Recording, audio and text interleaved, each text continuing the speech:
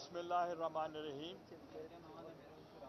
कुछ शेड्यूल जब अनाउंस हुआ था, हमारी पार्टी के secretary general and former chairman senate Syed Nayyar Hussain Bukhari साहब यहाँ तशरीफ़ लाए थे और उन्होंने मुतालबा किया था कि हमारे पास टाइम कम है और जो आपने शेड्यूल अनाउंस किया है उस पर थोड़ा सा एक्सटेंड कर दें ताकि हमारे सबकी तैयारियां हो जाएं।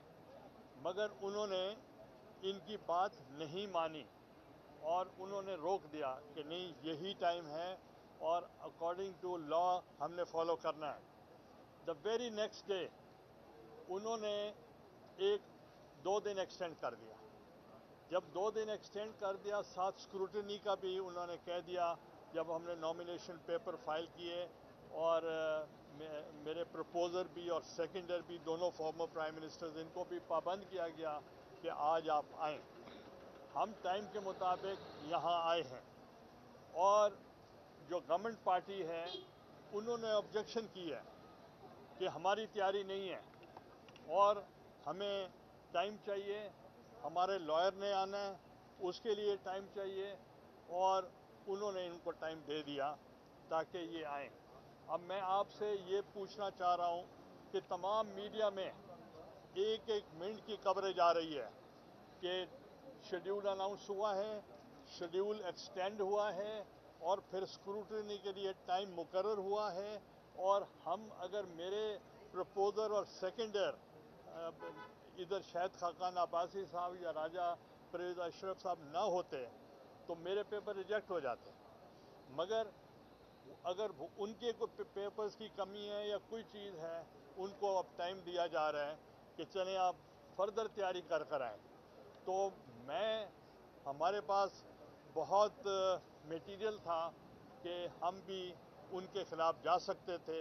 मेरे लॉयर भी आए, सब आए मेरे पास कि उनके बहुत डिस्क्वालिफिकेशन के बहुत बड़ा हमारे पास मटेरियल है। तो मैंने उनको रोक दिया। मैंने कहा मुझे रिस्पेक्ट है, एक फॉर्मर मिनिस्टर हैं मेरे और मैं नहीं चाहता कि वो डिस्क्वालीफाई हों। ये मामला मैदान में होना चाहिए, हम इलेक्शन लड़ना चाहते हैं। आज जब हम पेश हुए तो वहाँ हुकूमत के वकला और दूसरे लोग बैठे हुए थे। उन्होंने कहा कि जी हमने इनके खिलाफ उज़र सबमिट करना है, हमारे पास कागज़ नहीं है, हमारे पास वक्त नहीं था, हम कागज़ नहीं ले सके और हमारा वकील लाहौर से आ रहा है तो हमें अजाफी टाइम दिया जाए।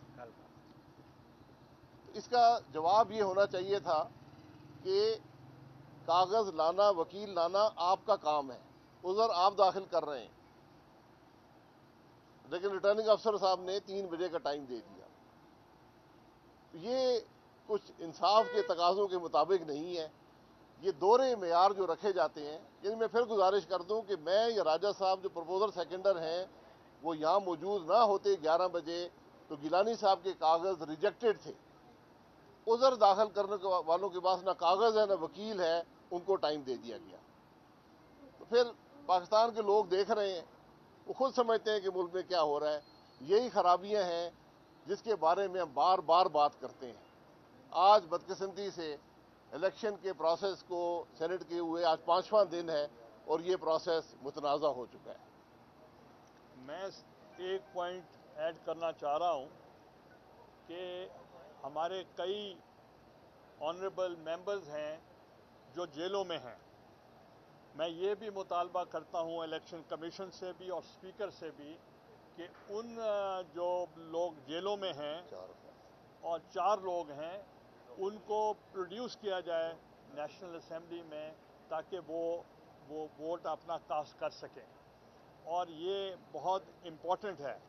और दूसरा मेरा पॉइंट ये था कि ये जो इलेक्शन हो रहा है उसके अंदर अब सहारा लिया जा रहा है, कभी कभी जुडिशरी का और कभी और सहारे लिए जा रहे हैं।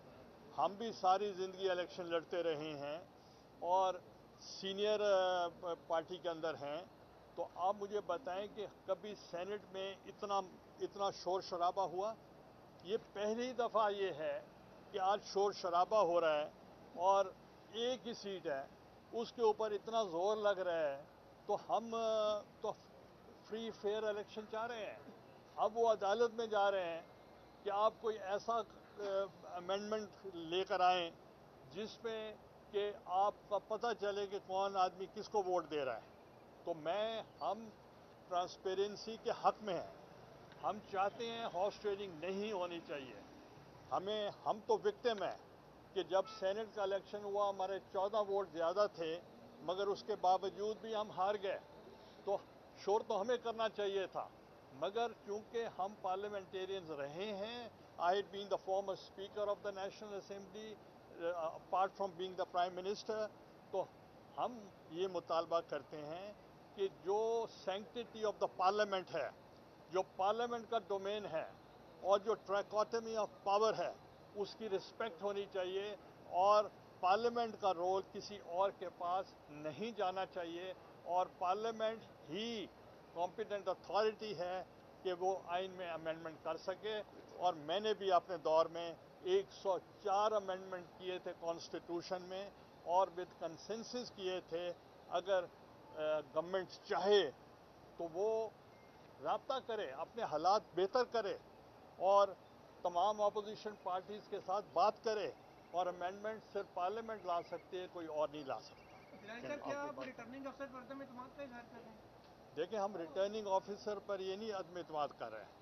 ہم صرف یہ کہہ رہے ہیں اگر میرے پرپوزر اور سیکنڈر نہ آتے 11 بجے اور انہوں نے رائٹنگ لکھ کے دے دیا تھا کہ آپ کے پیپر ریجیکٹ ہو جاتے میرے, اور اگر ان کے کوئی کاغذات جو شارٹ فال ہے یا آپ ٹی وی والے, آپ میڈیا والے, آپ ایک لمحے کی خبر دے رہے ہیں پورے ملک کو, پورے ورلڈ کو, تو اب یہ بتائیں کہ آپ کو پتہ تھا کہ 11 بجے ہم نے آنا ہے اور وہ بھی 11 بجے آئے ہیں.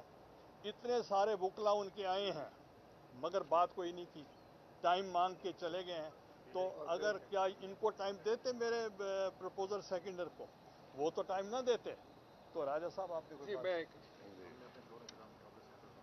دیکھیں, میں اس میں یہ کہنا چاہوں گا کہ یہ جو کچھ بھی ہو رہا ہے, جس طرح گیلانی صاحب نے اور شاہد خاقان عباسی صاحب نے کہا کہ اگر فرض کریں کہ میں نہ ہوتا, وقت پہ نہ میں پہنچتا یا شاہد خاقان صاحب نہ پہنچتے تو کیا ہمیں 3 بجے کا یہ ٹائم دے دیتے؟ ہمارے تو پیپر ریجیکٹ کر دیتے. اور حکومت یہ جو بھی ہتھ کنڈے استعمال کر رہی ہے اصل میں اس کی بوکھلاہٹ ہے. جناب یوسف رضا گیلانی صاحب کے امیدوار بننے کے بعد ان کے پسینے چھوٹ گئے, ان کو تو سمجھ ہی نہیں لگ رہی, اور یہ تواتر کے ساتھ ایسے یہ چھوٹی چھوٹی چالاکیاں اور یہ کر رہے ہیں, اور تاکہ وہ کسی طریقے سے کوئی ایسا بندوبست کریں جس سے جو ووٹر ہے اس کو کنفیوز کر دیا جائے اور ایسے حالات پیدا کیے جائیں تاکہ ان کی عزت بچے. لیکن میں یہ پورے وثوق کے ساتھ کہہ سکتا ہوں کہ نیشنل اسمبلی کے ممبران جو ہیں, دی آنریبل ممبران آف نیشنل اسمبلی, وہ میرٹ پہ فیصلہ کریں گے اور ان کے سامنے یہ سب کچھ ہو رہا ہے. اور میں سمجھتا ہوں کہ انشاءاللہ تعالی یوسف رضا گیلانی صاحب کی کامیابی جو ہے وہ یقینی ہے. بہت شکریہ. ایک بات اور جی, ایک بات میں آخر میں پی ڈی ایم کے حوالے سے کر دوں. پی ڈی ایم اس بات پر متفق ہے کہ پاکستان کے آئین میں ترمیم کا حق صرف پاکستان کی پارلیمنٹ کو ہے, کسی اور کو نہیں ہے. نہ سپریم کورٹ کو ہے, نہ الیکشن کمیشن کو ہے, نہ حکومت کو ہے. کسی چور دروازے سے آئین کو امینڈ کرنے کی کوشش کی ہم مکمل مخالفت کرتے ہیں. پاکستان کے عوام مخالفت کرتے ہیں, پاکستان کی تاریخ مخالفت کرتی ہے, اور یہ بہت بڑی زیادتی ہوگی کہ اگر کسی چور دروازے سے آئین کو امینڈ کرنے کی کوشش کی گئی. آئین اپنے امینڈ کرنا ہے, گیلانی صاحب نے جس طرح کہا اس کا ایک طریقہ کار ہے. پارلیمنٹ میں بل لے کر آئیں, اس پر ساری پارٹیاں بیٹھتی ہیں, اس پر فیصلہ کرتی ہیں, کنسنسس سے آئین امینڈ ہوتے ہیں. اس طریقے سے آئین امینڈ نہیں ہوتے کہ آپ آرڈیننس کے ذریعے آئین امینڈ کرنے کی کوشش کریں.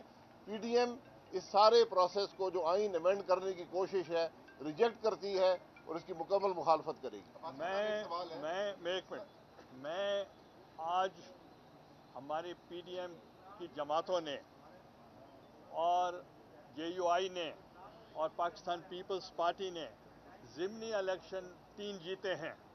میں اس پلیٹ فارم سے ان کو مبارکباد پیش کرتا ہوں. جی صاحب، ایک سوال ہے کہ ویڈیو سکینڈل ابھی کچھ عرصہ پہلے سامنے آیا، اس سے ظاہر ہے پارلیمنٹ کی بدنامی ہوئی، پارلیمان پہ اعتبار کرنے والوں کو بھی بڑا دھچکا لگا.